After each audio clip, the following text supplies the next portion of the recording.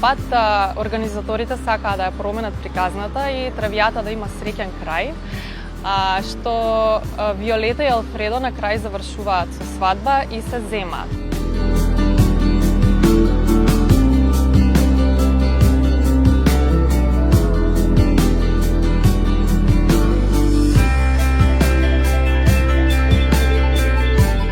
Настапуваме на една локација, потоа се движиме на друга локација, настапуваме од прозор, настапуваме долу помеѓу зградите, настапуваме на паркингот и така натаму.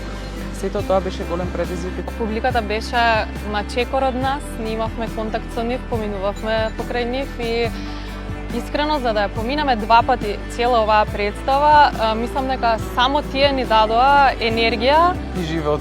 Така, идејата и замислата на организаторот е одлична и мислам дека прави огромна услуга на сите комшии што се дел од овој настан.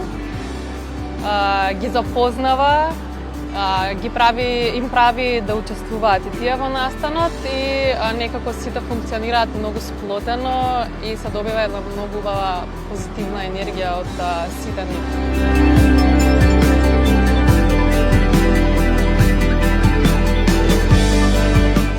Апсолутно еден несекојдневен концепт каде што организаторот се потруди да ја извади класичната музика од онај класичен начин на постановка во театарот како што сме навикнати да ја гледаме травијата, нешто што навистина беше и голем предизвик и несекојдневно и неслушнато и ненаправено кај нас во Македонија досега.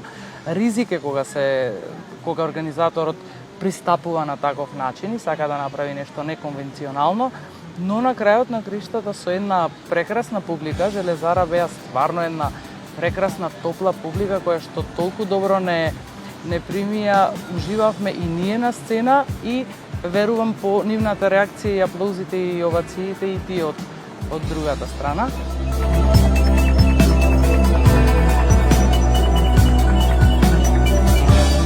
И на крај продолживме со свадбата, односно испеавме дуетот "Љуби ме и главата горе" и продолживме со лимузината на еден од соседите кој воедно и ме возеше натака, каде што ние завршивме со нашиот дел, а Сузана Спасовска продолжи со забавниот дел, имаше и техно играорци кои играа на техно-оро. Така да беше многу интересно и многу поразлично од тоа што ние некогаш сме го правеле.